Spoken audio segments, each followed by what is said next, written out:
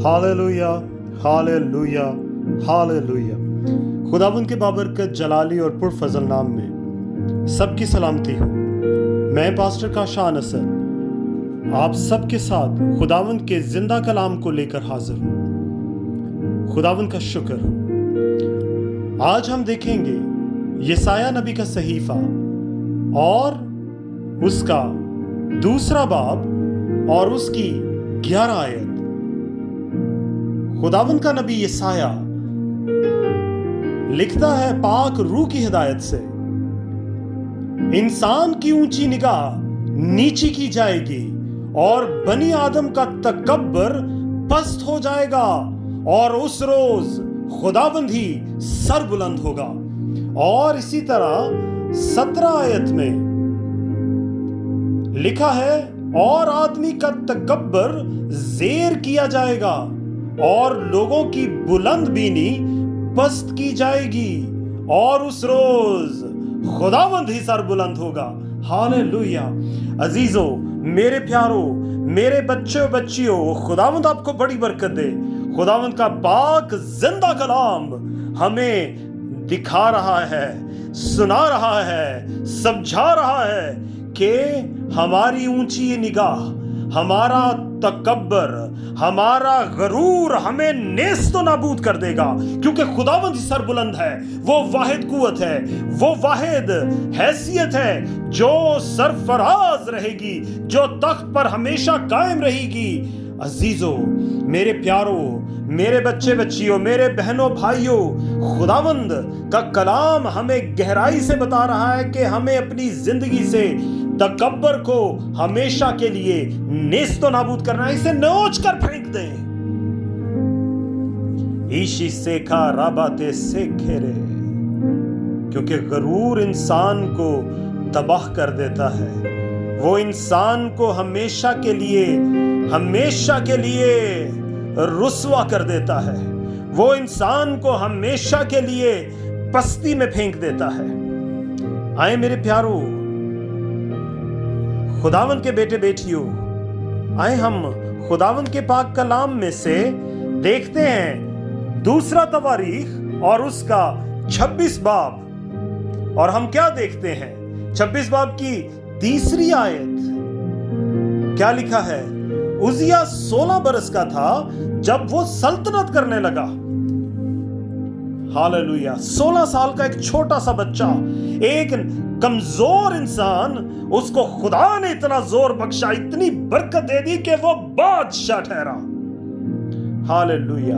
क्योंकि अगर हम 26 बाब की पहली आयत देखें तो क्या लिखा है? तब यहूदा के सब लोगों ने उजिया को जो 16 बरस का था लेकर उसे उसके बाप अमस्सिया की जगह बादशाह बनाया। हालेलुया। आगे हम क्या पढ़ते हैं? 4 आयत में, इसने वही जो खुदावंद की नजर में दुरुस्त है ठीक उसी के मुताबिक किया। उजिया ने खुदा का हुक्म माना, खुदा की बादशाही को कबूल किया। उसने वही किया जो खुदावंद की मर्जी थी।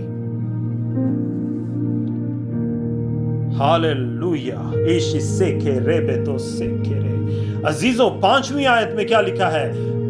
हम उसका आखिरी बंद पढ़ते हैं आयत का,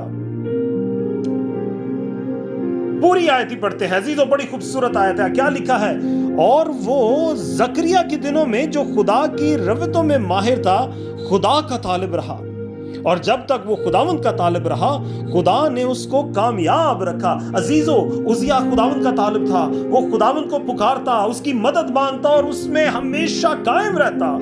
इसीलिए खुदावंद ने उसको कामयाब रखा। अजीजों, हम आगे भी पढ़ते हैं कि किस तरह उजिया कुव्वत में, ताकत में बढ़ता चला गया। हालेलुया। और उसने खुदावंद के हजूर जब तक अपने आप को कमजोर और हलीम रखा, खुदावंद ने उसको ताकतवर बनाए रखा। लेकिन फिर अजीजों, जब उजिया ने देखा कि वो बहुत ताकतवर हो गया तो उसके अंदर गरूर आ गया और उसने वो काम करने की कोशिश की जो खुदा के हजूर खुदा को नापसंद था। और क्या लिखा है? اگر ہم 16 دیکھیں، لیکن جب وہ زور آور ہو گیا تو اس کا دل اس قدر پھول گیا کہ وہ خراب ہو گیا اور خداوند اپنے خدا کی نافرمانی کرنے لگا۔ چنانچہ وہ خداوند کی ہیکل میں گیا تاکہ بخور کی قربان گاہ پر بخور جلائے۔ ہاللویا۔ میرے پیاروں، میرے عزیزوں، یہ کام اس کو روا نہ تھا، یہ کام اس کو خدا کی طرف سے روا نہ تھا، کیونکہ خداوند کا یہ کام جو ہے صرف جو ہیکل کے کاہن تھے ان کو کرنا روا تھا۔ خدا نے ان کو اجازت دی تھی جو صرف خدا کی ہیکل کے کاہن تھے کہ وہ جا کر بخور جلا سکتے تھے۔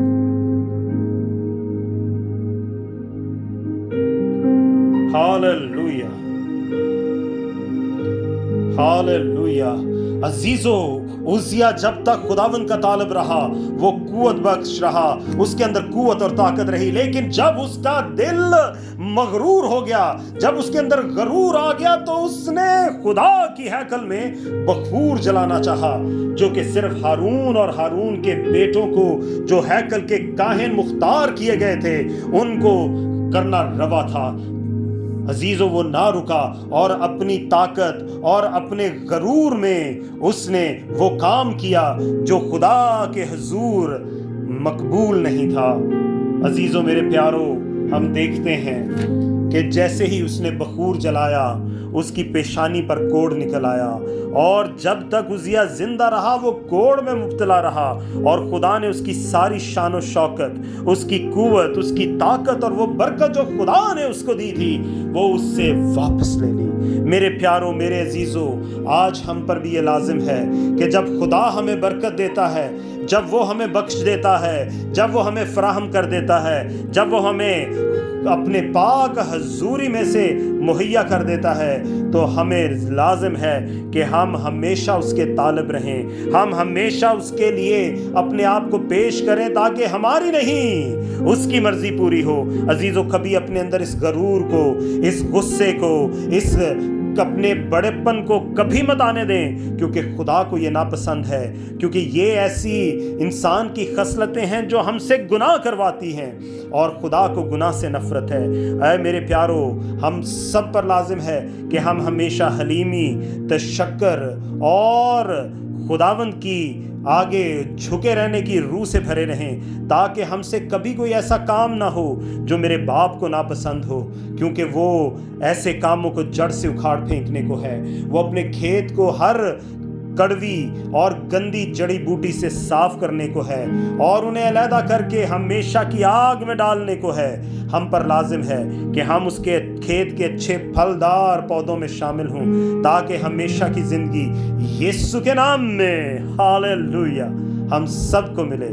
خداوند آپ سب کو بڑی برکت دے، اس کے پاک روح کا مسا، اس کی قدرت اور اس کا جلال آپ سبوں کی زندگی میں ہمیشہ ٹھہرا رہے، یسوع کے بابرکت، جلالی اور پرفضل نام میں، آمین، آمین، آمین۔